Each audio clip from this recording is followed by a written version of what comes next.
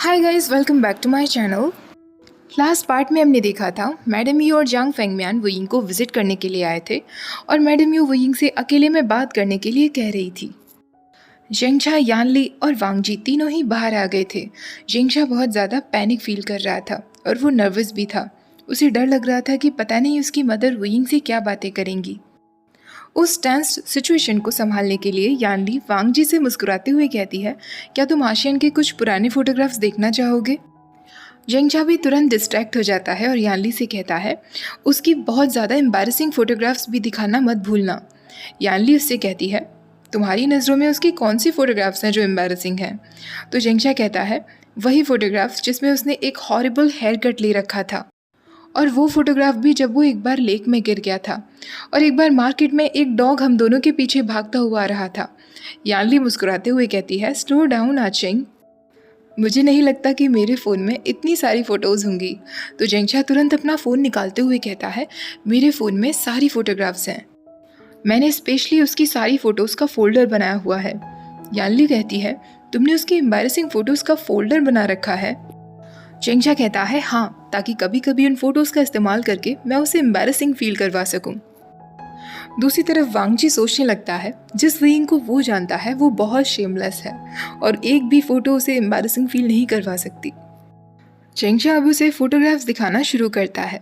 वांगजी एक फ़ोटो की तरफ देखता है जिसमें वुयिंग 7 या 8 साल का था। उसके पूरे चेहरे पर डस्ट लगी हुई थी, फिर भी वो मुस्कुरा रहा था। यानली उसे देखकर कहती है, ये तब का फ़ोटो है जब आशियन पहली बार हमारे साथ रहने के लिए आया था। डैड ने उसकी ये फ़ोटो ली थी। जिस तरह वांगजी उस फोटोग्राफ को देख रहा था, जेंगछा तुरंत उस फोटो को वांगजी के नंबर पर सेंड कर देता है और उससे कहता है, फॉर हेवन सेक, इस तरीके से तुम फोटो को प्राइवेटली देखो तो ज़्यादा अच्छा होगा। वांगजी तुरंत जेंगछा को थैंक्स कहना चाहता था, तभी मैडम यू वुयिंग के रूम से बाहर आती है। वो जेंगछा और यानली से कहते हुए जाती हैं, डिनर पर टाइम से पहुंच जाना। जांग फेंगम्यान और मैडम यू के जाने के बाद जेंगछा, यानली और वांगजी तुरंत वुयिंग के रूम में आते हैं। जेंगछा पूछता है, उन्होंने क्या बातें की तुमसे? वुयिंग कहता है, कुछ नहीं, उन्होंने मुझसे कहा कि इस न्यू ईयर में घर आ सकता हूँ। जेंगछा बिल्कुल सरप्राइज रह जाता है और खुशी की वजह से यानली की आंखों में भी आंसू आ जाते हैं। वो तुरंत वुयिंग को गले लगा लेती है। जेंगछा फिर उससे पूछता है, क्या सीरियसली मॉम ने ऐसा ही कहा? वुयिंग कहता है, हाँ जेंगछा, और वो वांगजी से कहता है, लंजा, फाइनली मुझे मेरे घर जाने को मिलेगा। वांगजी उससे कहता है, कॉन्ग्रेचुलेशंस वुयिंग।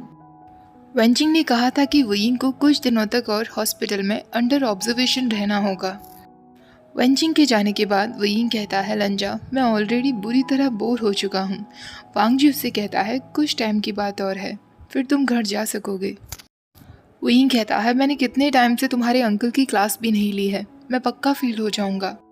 वांगजी कहता है, अंकल फेयर हैं, उन्हें पता था कि तुम्हारे साथ क्या प्रॉब्लम थी, इसलिए तुम क्लास नहीं ले सके। वो तुम्हें फेल नहीं करेंगे, और अगर फिर भी तुम्हें डर है तो मैं तुम्हारी मदद करूंगा। वुयिंग उसे टीज करते हुए पूछता है, क्या तुम डायरेक्टली मुझे अपने रूम का इनविटेशन दे रहे हो? वांगजी कहता है, हाँ बिल्कुल, अगर तुम आना चाहो तो। वुयिंग कहता है, मैं तो हमेशा वहीं रहना चाहता हूँ, बस मुझे पढ़ने के लिए थोड़ी मोटिवेशन चाहिए होगी, या फिर कुछ इंटरेस्टिंग ऐसा जो मेरी अटेंशन पढ़ाई तक खींच सके। वो वांगजी को अचानक अपनी तरफ खींच लेता है और अपने लिप से उसके ईयर पर बाइट करते हुए कहता है, तो क्या तुम मुझे वो अटेंशन प्रोवाइड कर सकोगे लर्नर गग्गा? वांगजी तुरंत उससे पीछे हट जाता है और उसका चेहरा बुरी तरह लाल पड़ जाता है। वुयिंग हंसते हुए कहता है, ओ माय गॉड लंजा, तुम्हें इस वक्त अपना फेस देखना चाहिए। ऐसा तो है नहीं कि पहले तुमने मुझसे कभी शेमलेस बातें नहीं की हैं या मेरे साथ कुछ शेमलेस हरकत नहीं की है। अभी 1 घंटे पहले की ही बात है जब हम एक दूसरे को किस करना बंद नहीं कर पा रहे थे, फिर तुम क्यों मुझसे इतना शर्मा रहे हो? वांगजी कहता है, ऐसा कुछ नहीं है, जो भी कुछ तुमने कहा उस वजह से मुझे एम्बैरेसिंग फील नहीं हुआ। वही कहता है, ओके, तो फिर क्या प्रॉब्लम हुई है हंगुंजुन? ये बात सच थी कि वुयिंग की फ्लर्टिंग की वजह से उसे थोड़ा एम्बैरेसिंग फील हो रहा था, पर उसे वुयिंग की फ्लर्ट की आदत हो गई थी। पर इस वक्त वांगजी इतना ज़्यादा खुश था कि वो खुशी की वजह से बहुत नर्वस हो गया था। उसे डर लग रहा था कि यही खुशी कहीं अचानक उसके सामने से गायब तो नहीं हो जाएगी। वांगजी बार बार इस बात का ध्यान रख रहा था कि वुयिंग बहुत ज़्यादा पेन में तो नहीं है। वांगजी वुयिंग के शोल्डर से रोब्स गिरा देता है और उसकी बैक पर, नेक पर और उसके शोल्डर्स पर हर जगह थोड़ा थोड़ा प्रेशर देना शुरू करता है। वो वयिंग को मसाज देना चाहता था जिससे उसे थोड़ा आराम मिले, पर वयिंग अपनी नॉटी हरकतें शुरू कर देता है। वो जानबूझकर अपनी आधी आंखें खुली रखता है, मोर्निंग करने लगता है, लिप्स खोल देता है और वांग जी को फ्लाइंग किस देने लगता है। वांग जी एक गहरी सांस लेता है और वयिंग से अलग हो जाता है। उसकी हालत देखकर वयिंग जोर जोर से हंसना शुरू कर देता है। वांग जी तुरंत उसके रोब्स उसे फिर से पहना देता है। अब डिनर का समय था। वयिंग को देखते हुए वांग जी ने सारी स्पाइसी डिशेस ऑर्डर की थी। वयिंग उससे पूछता है, लंजा, तुमने अपने लिए कुछ भी नॉन स्पाइसी ऑर्डर नहीं किया? वांग जी कहता है, कोई बात नहीं, मैं वही खाकर खुश हूँ जो वयिंग को पसंद है। हालांकि स्पाइस की वजह से उसके लिप्स नम हो गए थे। वयिंग कहता है, तुम सच में सिली हो अर्गका, प्लीज़ अपने लिए कोई प्रॉपर फूड ऑर्डर कर लो। वांग जी को अगले दिन से कैंपस में क्लासेस लेनी थी। चिरैन ने इस बात का ऑर्डर उसे पहले ही दे दिया था। वयिंग भी उसे क्लासेस पर जाने के लिए हाँ कर देता है। वांग जी जब पहुंचता है तो शिचन उससे कहता है, वांग जी, मैं तुमसे कुछ डिस्कस करना चाहता हूँ। जिन गोंगशा जिन जोशिन की गलतियों के बाद भी उसे यूनिवर्सिटी से निकालने के लिए तैयार नहीं है, इसलिए हम कुछ नहीं कर सकते। वांग जी पूछता है, क्या वो खुद उसे पनिश करेंगे? शिचैन कहता है, सैक लीडर जिनका कहना है कि उन्होंने तुम्हें कोई फिजिकल हार्म नहीं पहुंचाया है, इसलिए गुसुलैन का इसमें कहने का कोई हक नहीं बनता। वांग जी कहता है, और युनमक जांग, विभूषण उनका सीनियर डिसिपल है। शिचैन कहता है, ये डिस्कशन उन दोनों के बीच होगा, इसमें हम कुछ नहीं कह सकते। पर सुशी को हमारी यूनिवर्सिटी से नेक्स्ट वीक निकाल दिया जाएगा। उसका कहना है कि वो जाने से पहले तुमसे और यंग मास्टर वे से कुछ बातें करना चाहता है। वांग जी गुस्से में पूछता है, किस बारे में? शिचैन कहता है, शायद वो तुम दोनों से माफ़ी मांगना चाहता है, और प्लीज़ अपने गुस्से को कंट्रोल रखना वांग जी, क्या पता उसे सच में अपने किए का पछतावा हो। वांग जी कहता है, ठीक है, पर मैं उससे मिलने तभी जाऊंगा अगर वयिंग तैयार होगा। शिचैन कहता है, जब मैंने मास्टर वे से पूछा था तो उन्होंने भी एग्जैक्टली यही आंसर दिया था। वांग जी अपनी क्लासेस से वापस आने के बाद सीधा हॉस्पिटल जाता है। इस बीच वयिंग ने उसे ऑलरेडी इतने सारे मैसेजेस कर दिए थे कि वांग जी को अपने फ़ोन की सेटिंग वाइब्रेट से साइलेंट करनी पड़ी थी। वांग जी जब फाइनली लेट आफ्टरनून में वयिंग के पास पहुंचता है, वयिंग उससे कहता है, लंजा, मैंने तुम्हें बहुत मिस किया, क्या तुमने मुझे मिस किया? वांग जी अपनी चेयर वयिंग के बेड के पास रख लेता है और उससे सिर्फ कहता है।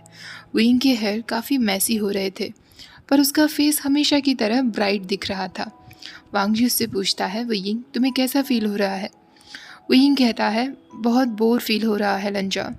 वांग जी कहता है, तो क्या तुम कुछ देर के लिए बाहर वॉक पर चलना चाहोगे? वयिंग तुरंत बेड से उठता है और अपनी स्लीपर्स पहन लेता है। वो वांग जी से कहता है, ये भी कोई पूछने की बात है, जल्दी बाहर चलो। वो दोनों हॉल में वॉक कर रहे थे। वांग जी उससे पूछता है, तो तुम्हारा दिन कैसा रहा वयिंग? वयिंग उसे बताता है कि आज के दिन उससे कौन कौन मिलने आया। यानली उसके लिए बहुत टेस्टी खाना बनाकर लाई थी। जांग फेंगम्यान, ह्वेसांग, वेननिंग और आयुएन भी अपने स्कूल से वयिंग से मिलने के लिए आया था, जो वेंचिंग और वेननिंग का कज़न ब्रदर है, और वयिंग के साथ उसकी बहुत अच्छी दोस्ती है। जैसे ही उसे पता चला था कि उसके शेन गगा बीमार हैं, वो तुरंत वेननिंग के साथ उसे विजिट करने के लिए आ गया था। वांग जी कहता है, मैं तुम्हारे लिए फूड लेकर आया हूँ। वयिंग कहता है, तुम सच में बेस्ट हो लनर गगा। वांग जी के ईयर्स फिर से रेड हो जाते हैं, पर वो वयिंग से कहता है, ऐसा कुछ नहीं है। वयिंग मुस्कुराते हुए कहता है, क्यों नहीं है? तुम मेरे लिए खाना लेकर आते हो, तुम्हें मेरे फेवरेट ब्रांड का चिली ऑयल तक पता है, तुम मेरे होमवर्क कराने में मेरी हेल्प करते हो और हमेशा मेरा ऑनर दूसरों के सामने डिफेंड करते हो। एक परफेक्ट बॉयफ्रेंड की यही सारी तो खूबियाँ होती हैं।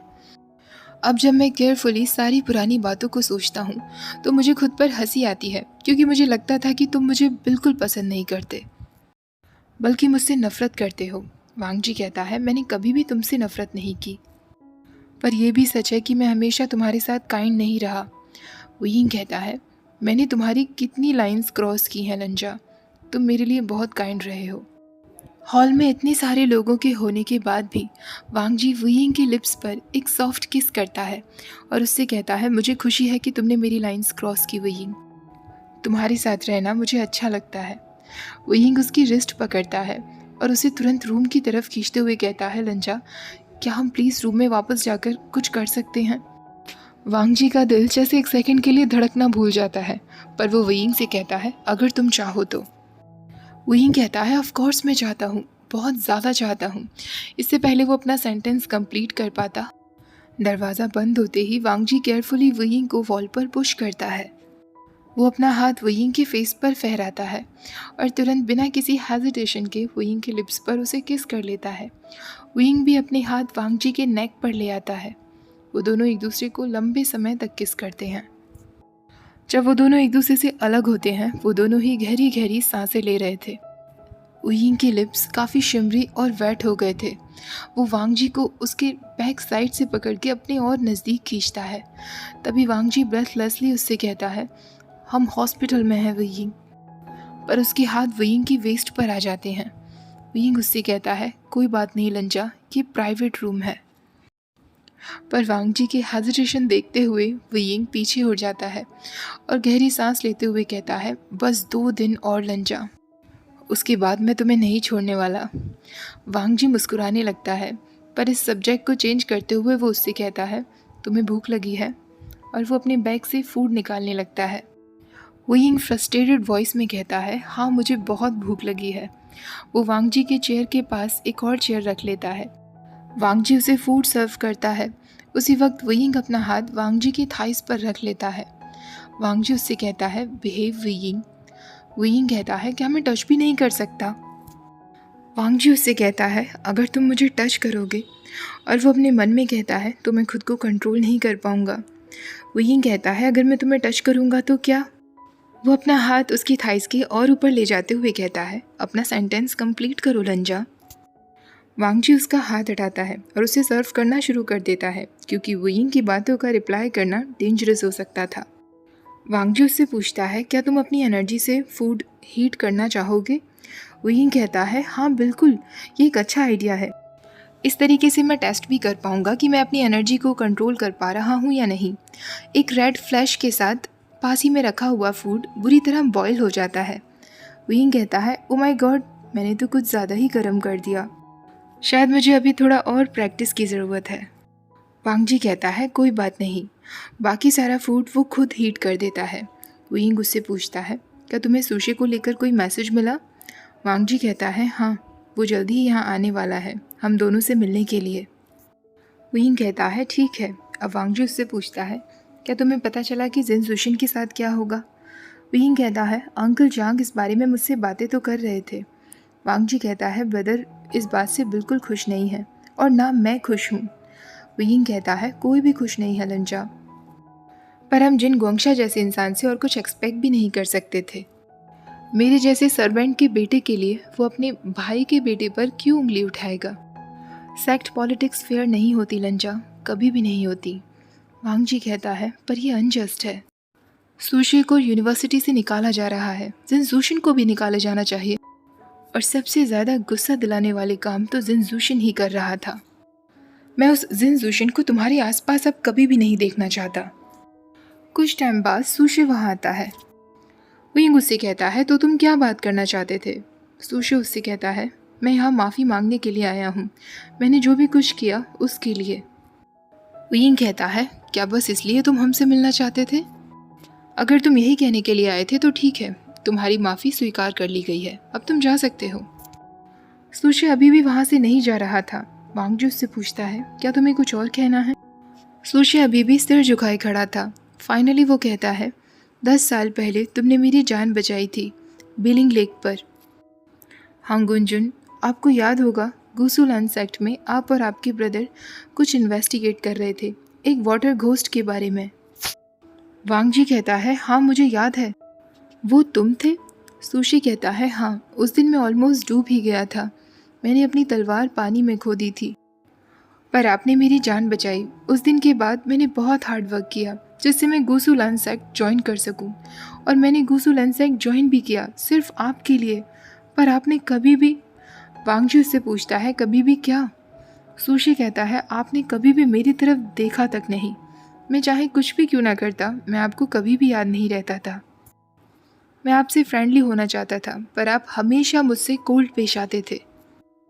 मेरे साथ आपने ठीक से बात तक नहीं की, पर इसने आपकी तरफ सिर्फ विंक किया और आपने इसे खुद को टच करने दिया। अब सुशे की आवाज़ में जेलसी थी, वो बहुत ज़्यादा जेलस साउंड कर रहा था। विंग उससे कहता है तो तुमने ये सब कुछ किया क्योंकि तुम्हें लंजा पर क्रश था। सुशे इसके बाद कुछ नहीं कह पाता। वांग जी गुस्से में कहता है तो तुमने विंग को हर्ट किया क्योंकि तुम मुझे पनिश करना चाहते थे। वांग जी की आवाज़ अब और भी ज़्यादा कोल्ड साउंड कर रही थी। विंग कहता है शायद हमें इसके आगे अब कुछ बात करने की ज़रूरत नहीं है। वैसे तुम कंफर्ट फील कर सकते हो सुशे, क्योंकि तुम्हारी इतनी मेहनत बेकार नहीं गई। एटलीस्ट लंजा को वो तो मिल गया जिसे वो एक्चुअली पसंद करता है। सुशे रूम का दरवाज़ा गुस्से में बंद करके वहाँ से चला जाता है। उसके जाने के बाद विंग वांग जी से कहता है क्या मैं तुम्हारी गोद में बैठ सकता हूँ लर्नर गगा। वांग जी उसे याद दिलाना चाहता था कि वो अभी भी हॉस्पिटल रूम में ही है, पर वो विंग को मना नहीं कर पाता और हाँ में सिर हिला देता है। विंग तुरंत उसकी गोद में आकर बैठ जाता है। दोनों की चेस्ट आपस में प्रेस हो रही थी और विंग ने अपना फेस वांग जी के नेक में छुपा लिया था। वांग जी फिर उससे पूछता है ये तुम क्या कर रहे हो। विंग कहता है मैं तुम्हें हक कर रहा हूँ। वांग जी भी धीरे धीरे हेजिटेट करते हुए अपने हाथ उठाता है और विंग की बैक को टच करता है। विंग उससे कहता है तुम टच कर सकते हो लंजा, जितना चाहे उतना कर सकते हो। तो वांग जी उसे और भी टाइटली हक कर लेता है। विंग कहता है लंजा अब तुम ठीक हो ना, तुम्हें पता है इसमें तुम्हारी कोई गलती नहीं थी। विंग को पता था कि वो ये सब के लिए खुद को ब्लेम कर रहा होगा। विंग वांग जी को किस करता है जिससे वांग जी किसी और बात पर फोकस ना कर सके। वांग जी उसके बालों को सहलाते हुए कहता है अब तुम्हें उठ जाना चाहिए विंग। विंग एक बार फिर डबल मीनिंग कहता है मैं ऑलरेडी उठ चुका हूँ लर्नर गगा। और वो आगे बढ़ते हुए वांग जी के कान में कहता है तुम्हें पता है मैं कब से सोच रहा हूँ, मैंने अभी तक तुम्हें वो प्राइवेट शो नहीं दिखाया जो मैंने तुम्हें ऑफ़र किया था लर्नर गगा। मैं 2 दिन में रिलीज़ हो जाऊँगा, क्या तुम वो प्राइवेट शो देखना चाहोगे या अभी भी तुम मुझे रिफ्यूज़। इससे पहले वो कुछ और कहता वांग जी उसे अपनी गोद में उठाता है और उसे हॉस्पिटल के बेड पर ही पटक देता है। वांग जी उसके ऊपर आ जाता है। कुछ टाइम तक वो विंग को ऐसे ही देखता रहता है पर तुरंत पीछे हट जाता है। विंग और भी ज़्यादा हंसने लगता है। ओके गाइस, आज का ये पार्ट यहीं ख़त्म करते हैं। आई होप आज का पार्ट भी आपको पसंद आया होगा। वीडियो अच्छी लगी हो तो प्लीज़ वीडियो को लाइक शेयर, चैनल को सब्सक्राइब करना मत भूलिएगा। Thank you for watching, bye bye.